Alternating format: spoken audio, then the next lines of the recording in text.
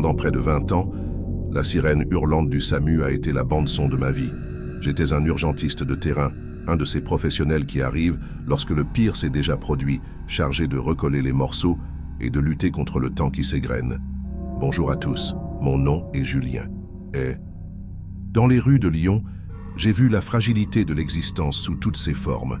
Des accidents de la route tragiques, des actes de violence insensés, le désespoir absolu dans les yeux de ceux qui perdent tout en un instant. Pour survivre, je m'étais forgé une carapace, une sorte de cynisme professionnel qui me permettait de faire mon travail sans ramener l'horreur à la maison avec moi.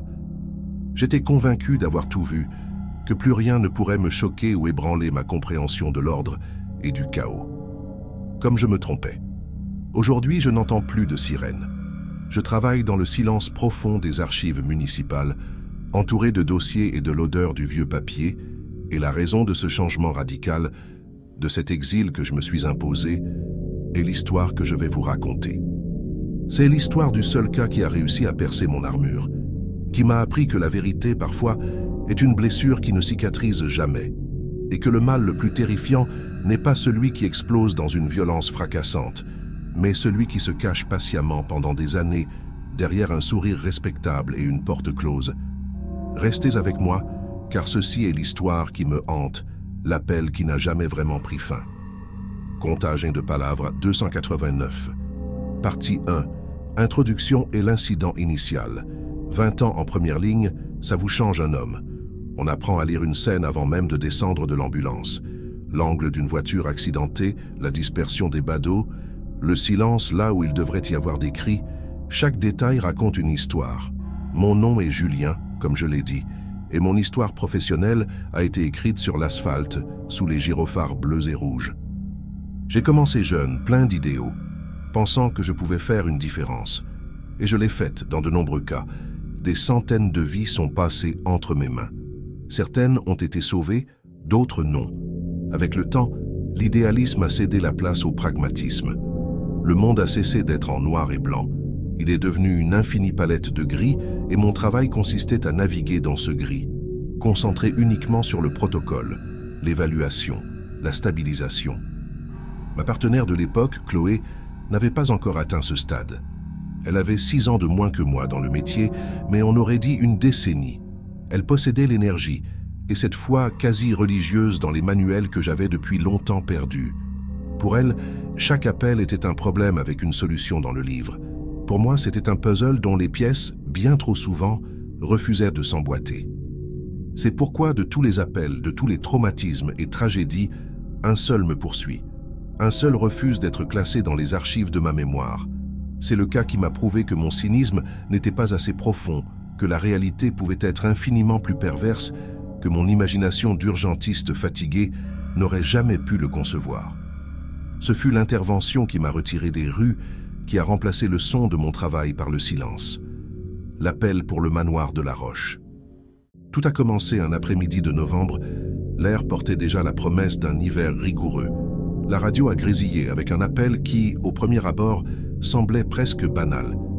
Unité 12 répondait à une chute avec fracture ouverte au 13 rue des Ormes. L'adresse, cependant, a provoqué un nœud dans mon estomac. Ce n'était pas juste un numéro, c'était un point de repère morbide à Lyon. Le manoir de la Roche. Le lieu d'un des crimes les plus célèbres de la ville, survenu exactement 12 ans plus tôt, ce même mois. Édouard de la Roche, un magnate de l'industrie dont la fortune était aussi vaste que sa réputation était volatile, aurait assassiné sa femme, la belle et aimée Éléonore, dans un accès de rage jalouse, avant de se donner la mort. L'affaire avait été un spectacle médiatique, le riche puissant, l'épouse trophée, la passion qui tourne à la tragédie. La police avait bouclé le dossier rapidement. Meurtre-suicide, simple, tragique, finalisé. 12 ans aujourd'hui, Julien, dit Chloé alors que je conduisais, ses yeux brillants d'un mélange d'excitation et de nervosité. Tu crois que c'est une sorte de rituel ? Je pense que c'est un crétin d'explorateur urbain qui a mal tourné. On va chercher le gamin, le stabiliser et foutre le camp avant que les fantômes nous invitent à prendre le thé, ai-je répondu, mon ton plus sec que je ne l'aurais voulu. En arrivant, la scène était exactement comme je l'avais prévu. 2 voitures de police, le ruban jaune déjà déchiré. Le manoir ressemblait à un monstre endormi, avec des fenêtres sombres comme des orbites vides et un lierre grimpant sur les murs comme des veines vieillies. Un sergent nous a accueillis à la porte. Il est à l'étage, dans la chambre principale. Un jeune, une vingtaine d'années. On dirait que le plancher a un peu cédé sous une armoire quand il a essayé de grimper. Sa jambe est salement amochée. Nous avons monté le grand escalier, le bruit de nos bottes étant le seul son dans le silence pesant de la maison. L'air était dense, chargé de l'odeur de la poussière et de la décomposition. La chambre principale était vaste et la police avait déjà éclairé l'endroit. Au centre, un jeune homme était au sol, le visage blême de sueur et de douleur, sa jambe pliée dans un angle contre nature. Chloé s'est dirigée droit sur lui, professionnelle et concentrée, commençant les procédures standards. « Monsieur, je m'appelle Chloé, je suis urgentiste, nous allons prendre soin de vous. » Moi, par habitude, j'ai effectué un balayage visuel de l'environnement. Et c'est là que la première alarme a retenti dans ma tête, faible mais insistante. La poussière. Une décennie de poussière recouvrait tout comme un linceul. Les seules empreintes visibles étaient celles des policiers et du jeune homme, qui menaient directement d'une fenêtre fracturée jusqu'à l'endroit où il était tombé. Mais quelque chose clochait. Sous une imposante armoire en chêne foncé, la poussière n'était pas seulement déposée. Il y avait une fine ligne, quasi imperceptible, une marque de traînée. Comme si ce meuble lourd avait été déplacé récemment, de quelques centimètres à peine, puis remis en place. Mon regard a suivi jusqu'au mur opposé, où une ancienne tache sombre marquait l'endroit où la tête d'Édouard de la Roche aurait reposé pour la dernière fois. L'expertise de l'époque avait déterminé qu'il s'était assis sur le lit et s'était tiré une balle dans la tempe.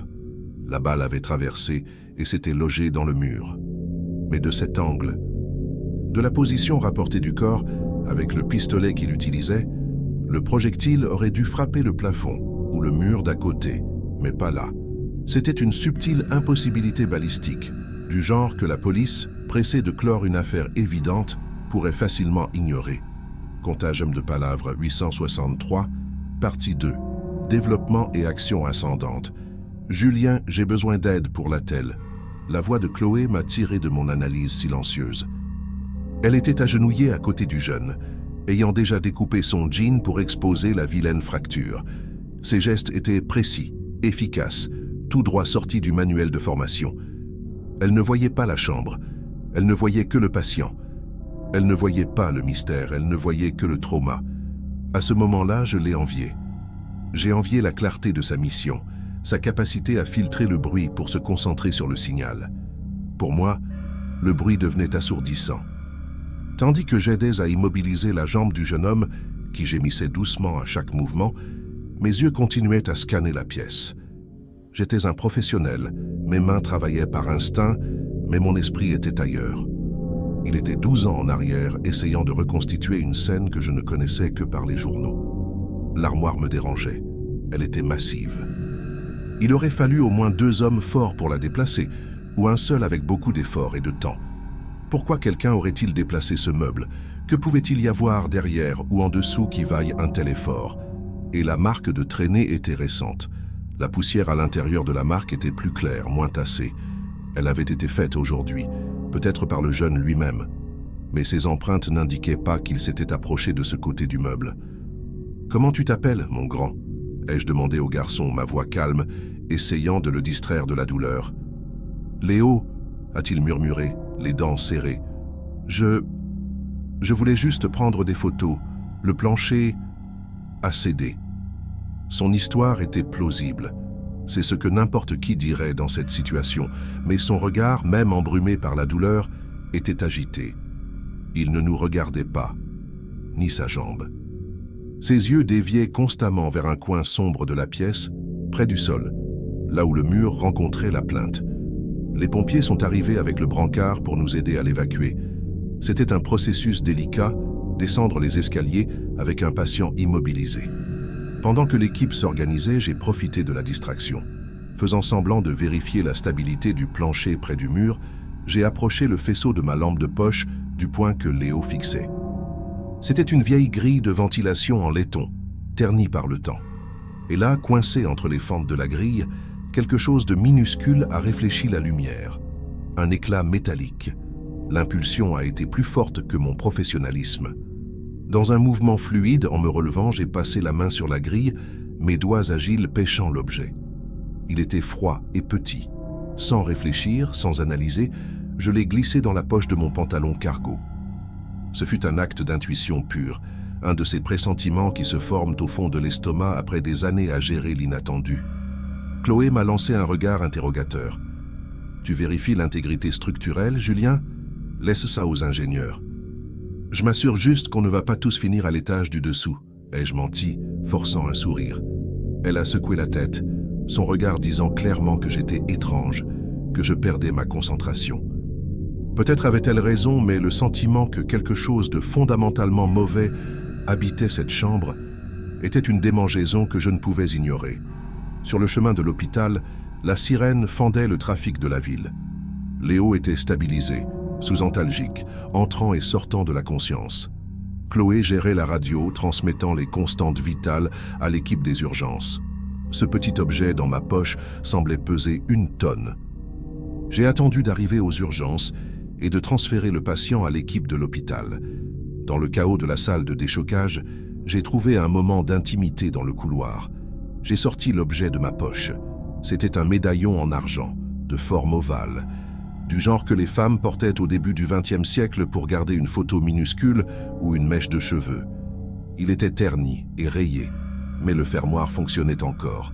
Avec mon ongle, je l'ai ouvert. Je m'attendais à trouver une photo délavée d'Éléonore de la Roche, peut-être. Mais il n'y avait pas de photo. À l'intérieur, protégé de l'humidité et du temps, se trouvait un minuscule morceau de papier, plié avec une précision presque incroyable pour tenir dans cet espace infime. La curiosité l'a emporté. Plus tard, de retour à notre base, pendant que Chloé remplissait la paperasse de l'appel, je me suis enfermé dans le vestiaire. Sous la lumière froide et bourdonnante des néons, j'ai utilisé la pointe d'une pince de ma trousse médicale pour déplier le petit papier. Il était fragile, jauni. Ce n'était pas une lettre, ni un mot. C'était un reçu de pharmacie. Un reçu de la pharmacie du Vieux-Lyon, daté du 21 novembre, 12 ans plus tôt. La veille des morts. Mon cœur s'est mis à battre plus vite. J'ai lu la prescription. Le nom du médicament était succinétonium. Je le connaissais. C'est un bloqueur neuromusculaire, un agent paralysant à action rapide, utilisé en chirurgie pour détendre les muscles du patient. À forte dose, il peut provoquer un arrêt respiratoire. La quantité prescrite était significative. Suffisante pour immobiliser complètement un homme adulte pendant plusieurs minutes, peut-être plus, sans le tuer, le laissant conscient, mais incapable de bouger un seul muscle. Un prisonnier dans son propre corps. Puis, j'ai lu le nom du patient sur le reçu. Et ce n'était ni Édouard de la Roche, ni Éléonore. Le nom était celui d'une troisième personne, quelqu'un qui, dans l'histoire officielle, n'était qu'un personnage secondaire tragique, le docteur Augustin Lambert, le médecin de famille, le meilleur ami d'Édouard, l'homme qui avait publiquement pleuré la perte du couple dans toutes les interviews. Aujourd'hui, Lambert était plus qu'un médecin. C'était une institution à Lyon. Un philanthrope dont le nom ornait les ailes des hôpitaux et des centres caritatifs. Un pilier de la communauté, un homme au-dessus de tout soupçon. Les pièces se sont assemblées dans mon esprit avec une clarté horrible et vertigineuse. Ce n'était pas un meurtre-suicide. Édouard n'avait pas eu un accès de fureur. Il avait été neutralisé, paralysé. Lambert, l'ami de confiance, le lui avait administré. Et puis, Édouard a été forcé d'assister, impuissant, au meurtre de sa femme devant lui. Ensuite, l'arme a été placée dans sa main, son doigt immobile a été forcé sur la détente pour tirer contre le mur. Et finalement, le coup fatal lui a été porté. La scène a été montée. L'affaire classée. Lambert a hérité du contrôle d'un fonds de charité qu'Édouard avait créé, le transformant en son propre empire d'influence. Un frisson a parcouru mon échine. C'était une théorie folle, construite sur un reçu de pharmacie et un angle de balle discutable.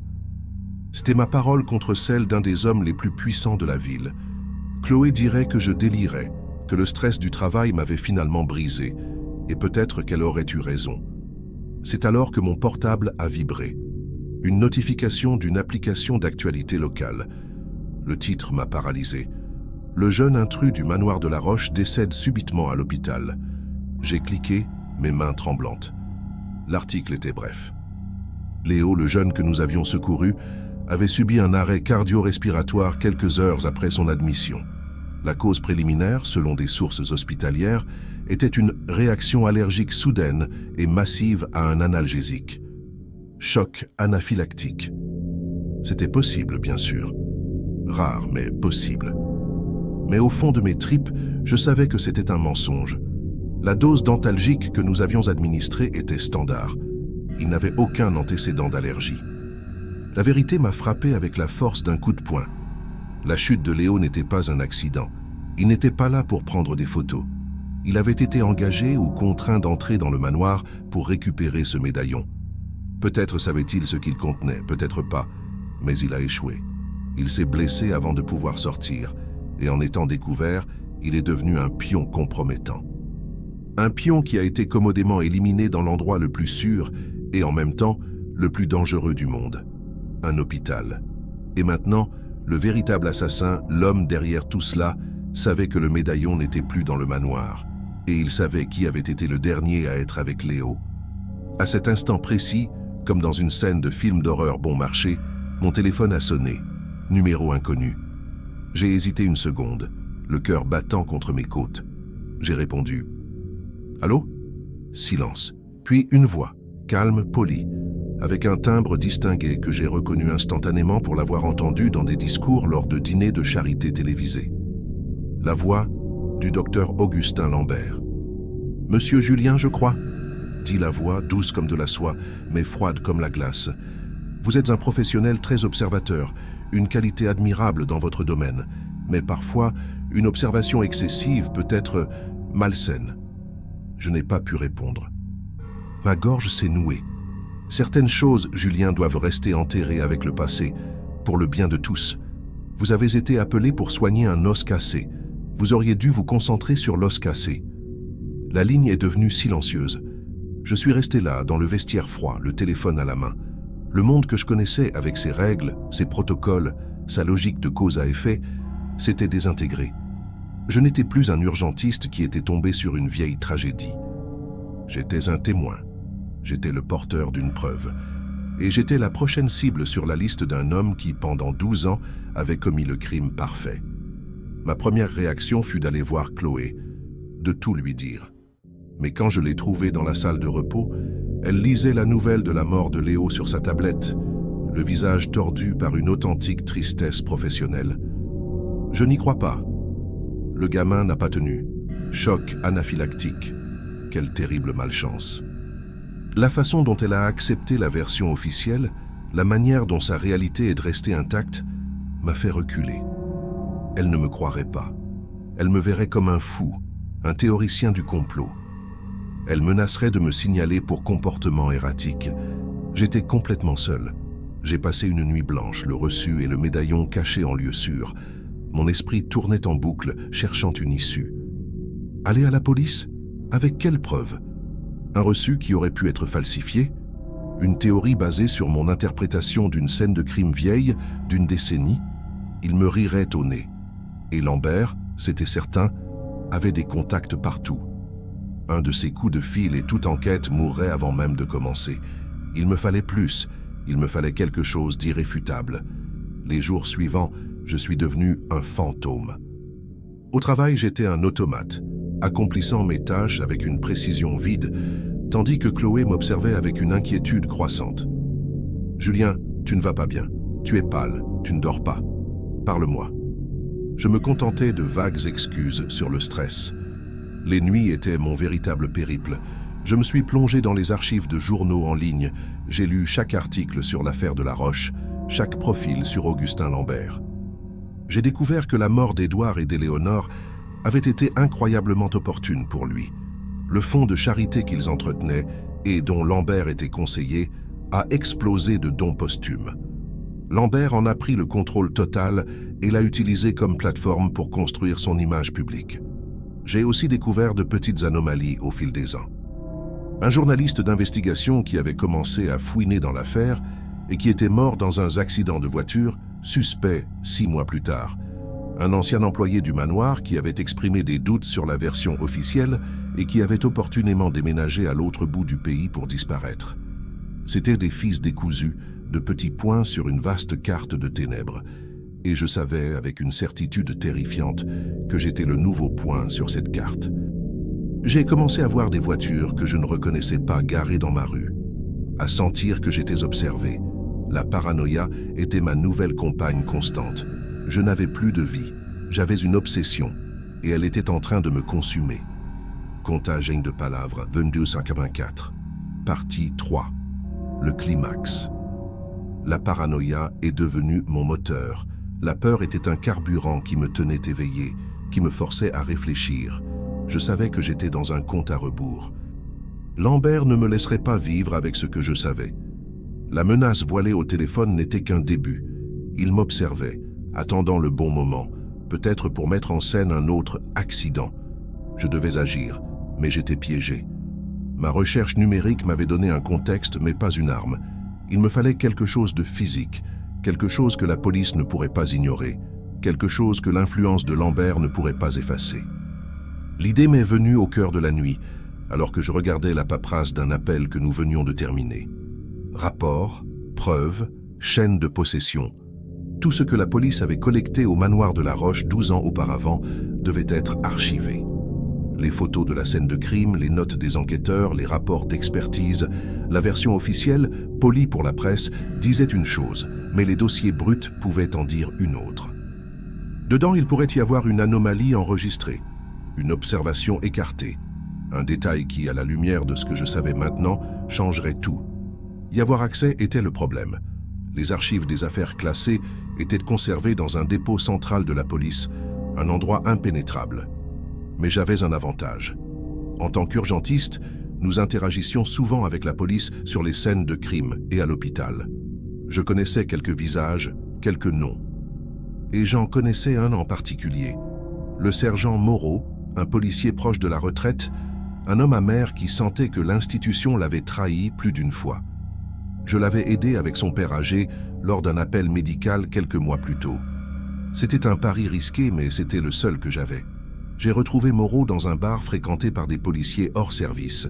J'ai posé une bière devant lui et je suis allé droit au but, omettant le médaillon et la menace de Lambert.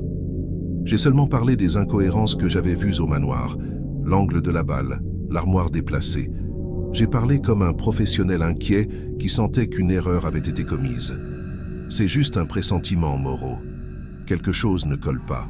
Je voudrais juste jeter un œil aux photos originales, juste pour avoir l'esprit tranquille. Il m'a regardé longuement, ses yeux fatigués évaluant ma sincérité. Tu sais dans quel pétrin je peux me mettre pour ça, Julien? Je sais, mais je sais aussi que tu es un bon flic, et s'il y a la moindre chance qu'une erreur ait été commise... J'ai laissé la phrase en suspens. Il a soupiré, un son lourd de résignation. Dépôt des archives, LC. Le gardien de nuit, Dave, me doit une faveur. Dis-lui que tu récupères le dossier de la Roche pour moi, pour une révision de cas classé.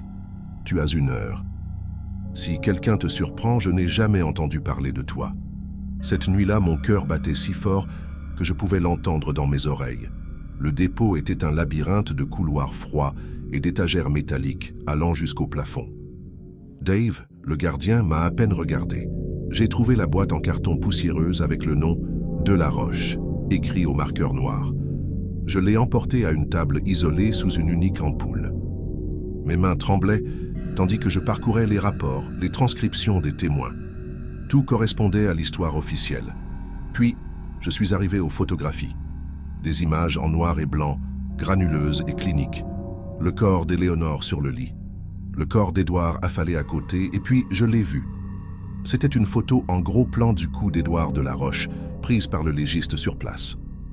Le rapport mentionnait une lividité cadavérique cohérente avec la position, mais la photo montrait autre chose. Presque invisible, caché par l'ombre de sa mâchoire, il y avait un point minuscule. Une marque d'aiguille, si petite, si subtile, qu'elle aurait pu facilement être confondue avec une tache de peau, un poil incarné, n'importe quoi. Mais moi qui avais passé 20 ans à chercher des veines et à faire des injections, je l'ai reconnu instantanément. C'était le point d'entrée d'une injection hypodermique. La preuve que le succinétonium avait été administré. C'était là depuis le début, caché à la vue de tous, attendant que quelqu'un sache quoi chercher. C'était le moment. L'arme dont j'avais besoin.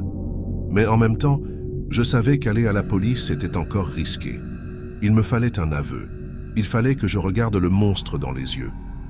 Poussé par un mélange d'adrénaline et de fureur juste, j'ai pris la décision la plus imprudente de ma vie. J'allais affronter Lambert, et je savais exactement où. Le lendemain, il serait l'hôte de son bal de charité annuel, un événement de gala pour l'élite de Lyon. Il serait dans son élément, entouré de sa richesse et de son pouvoir, se sentant intouchable. Je n'appartenais pas à ce monde. J'ai mis mon unique costume, qui semblait bon marché et mal taillé au milieu des smokings et des robes de créateurs. J'ai réussi à entrer en me mêlant à l'équipe des traiteurs. La salle de bal était un spectacle d'opulence. J'ai trouvé Lambert près de la scène, souriant, serrant des mains, le parfait bienfaiteur. J'ai attendu ma chance. Quand il s'est éloigné un moment pour se rendre dans son bureau privé derrière la salle, je l'ai suivi. Je suis entré sans frapper. Il s'est retourné surpris, mais son visage s'est rapidement recomposé en un masque de froide indifférence. « Monsieur Julien, quelle désagréable surprise. Je crois que vous n'étiez pas invité. »« Nous devons parler, » ai-je dit, ma voix plus ferme que je ne l'espérais. J'ai posé une copie de la photo du cou d'Édouard et une copie du reçu de la pharmacie sur son bureau en acajou poli. Il a regardé les papiers, son sourire ne vacillant pas. Des documents intéressants, facilement falsifiables. Qu'espérez-vous obtenir avec ça? Je sais ce que vous avez fait. Le succinétonium, l'injection. Vous l'avez paralysé et l'avez forcé à regarder pendant que vous tuiez sa femme. Puis vous avez tout mis en scène. Lambert a soupiré, comme un professeur déçu par un élève lent. Vous avez une imagination fertile. Et même si ce fantasme était vrai, qu'est-ce qui vous fait penser que quelqu'un vous croirait, vous, un urgentiste instable plutôt que moi? Il s'est approché, sa voix baissant à un murmure venimeux. Je sais pour votre ex-femme, Julien. Je sais pour votre fille à Marseille. Ce serait dommage qu'il leur arrive quelque chose, un accident, un terrible coup du sort, comme pour le jeune Léo. Le sang a quitté mon visage, la menace directe, la mention de ma famille, m'a brisé. La tension dans le petit bureau était suffocante. Ce n'était pas une confrontation sur la justice, c'était une démonstration de pouvoir. J'étais un insecte, et il me montrait la botte qui allait m'écraser. « Vous ne vous en tirerez pas », ai-je murmuré, la conviction sonnant creuse même à mes propres oreilles. « Mon cher garçon, » dit-il en ajustant sa cravate, « je m'en suis déjà tiré il y a 12 ans. » Il a pris les papiers sur le bureau, les a déchirés lentement en morceaux et les a jetés à la poubelle. « Maintenant, si vous voulez bien m'excuser, j'ai un hôpital à financer. » Il s'est retourné et est sorti, me laissant seul dans le silence de son bureau, le son de la fête de l'autre côté de la porte, semblant provenir d'un autre univers. J'avais perdu. Je l'avais affronté et tout ce que j'avais obtenu était la confirmation qu'il était un monstre et que ma famille était en danger. Contagem de Palavra, île 115, partie 4, conclusion, résolution et transformation. Je suis sorti du bureau de Lambert en me sentant vidé, creux. L'adrénaline qui m'avait porté jusque-là s'était dissipée, remplacée par une peur glaciale et paralysante. Non seulement il avait avoué, mais il s'était délecté de son impunité. La mention de ma fille avait été le coup de grâce. Cette affaire ne concernait plus une vérité abstraite ou la justice pour un couple mort depuis longtemps. Il s'agissait maintenant de la sécurité des personnes que j'aimais. Ce monstre en smoking avait une portée que je pouvais à peine comprendre et je l'avais directement provoqué. Je devais en finir, mais d'une manière qui me retirerait de l'équation, qui protégerait ma famille. La confrontation directe avait échoué. Il était temps d'utiliser l'arme du lâche, l'anonymat. Cette même nuit, dans un cybercafé du quartier le plus mal famé de la ville, j'ai créé une adresse email anonyme. J'ai envoyé tout ce que j'avais, les copies numériques du reçu, la photo de la marque d'aiguille agrandie et un récit détaillé de ma théorie, non pas à la police, mais à la seule personne que j'imaginais avoir la faim et le manque de scrupules pour poursuivre une histoire pareille, la journaliste la plus sensationnaliste de la principale chaîne d'information locale, une femme connue pour sa ténacité et pour n'avoir de loyauté envers personne. J'ai envoyé l'email et supprimé le compte. Ensuite, j'ai conduit jusqu'au pont au-dessus du Rhône. J'ai arrêté la voiture et j'ai jeté le médaillon en argent dans les eaux sombres et froides. Je ne voulais plus de la preuve, je voulais de la distance. L'explosion médiatique a eu lieu 48 heures plus tard. L'histoire a fuité, d'abord comme une rumeur, puis comme le titre principal. De nouvelles preuves choquantes pourraient rouvrir l'affaire du manoir de la Roche. La chaîne ne m'a pas cité. Ils ont traité l'information comme un scoop exclusif, le résultat de leur propre enquête. La police, mise sous pression par les médias et l'opinion publique, n'a eu d'autre choix que de rouvrir officiellement l'enquête. Le docteur Augustin Lambert a été emmené pour interrogatoire. Sa photo, entrant au commissariat entouré d'avocats coûteux, a fait la une de tous les journaux. Sa réputation, méticuleusement construite sur une décennie, s'est effondrée en quelques jours. Les sponsors de ces événements caritatifs se sont retirés. Le conseil d'administration de l'hôpital a demandé sa démission. Il est devenu un paria. Mais la justice formelle, celle que l'on voit dans les films, n'est jamais arrivée. La défense de Lambert a été brillante et brutale. Ils ont prétendu que les preuves étaient falsifiées, placées par un rival en affaires. Le reçu était circonstanciel. La marque d'aiguille, ont-ils argumenté, pouvait être n'importe quoi. Et le corps avait été incinéré des années auparavant, rendant toute exhumation impossible. Les témoins potentiels, comme les employés du manoir de l'époque, soit n'ont pas été retrouvés, soit ont soudainement souffert d'amnésie collective. L'affaire a finalement été classée faute de preuves concluantes. Lambert n'a jamais été jugé. Il a gagné. Et, en même temps, il a tout perdu. Il a vécu le reste de ses jours en reclus dans son manoir, un homme riche et libre, mais à jamais souillé par l'ombre du doute. La ville savait ce qu'il était, même si le système ne pouvait pas le prouver. Pour le monde, l'affaire était résolue, de la manière la plus insatisfaisante qui soit. Mais pour moi, la question la plus profonde demeurait le mobile. Pourquoi avait-il fait ça? Était-ce pour l'argent, pour contrôler le fonds de charité? Était-ce par jalousie, peut-être un amour non partagé pour Éléonore? Ou était-ce quelque chose d'encore plus sombre, un simple exercice de pouvoir, l'acte d'un homme qui voulait se prouver à lui-même qu'il pouvait commettre le crime parfait et devenir un héros sur les tombes de ses victimes? Cette question n'a jamais trouvé de réponse. Et c'est cette question sans réponse, ce vide au centre de l'histoire, qui continue de me hanter. Le comment, je l'ai découvert. Le pourquoi est enterré avec lait de la roche et enfermé dans l'esprit d'un monstre. Cette affaire m'a brisé. Le changement en moi n'a pas été immédiat, mais il a été profond et irréversible. Je retournais au travail, je répondais aux appels, mais je voyais le monde avec d'autres yeux. Chaque victime d'accident de voiture pouvait être une élimination. Chaque overdose pouvait être un meurtre déguisé. Je voyais la toile de mensonges et de possibilités obscures sous la surface de tout. La sirène, qui était autrefois un appel à l'action, un son d'espoir pour quelqu'un en détresse, a commencé à sonner pour moi comme une alarme, un rappel de ma propre impuissance face au mal qui ne saigne pas. Le point de rupture est survenu quelques mois plus tard. Un appel pour une crise cardiaque, un homme âgé chez lui. La scène était nette, la famille pleurait.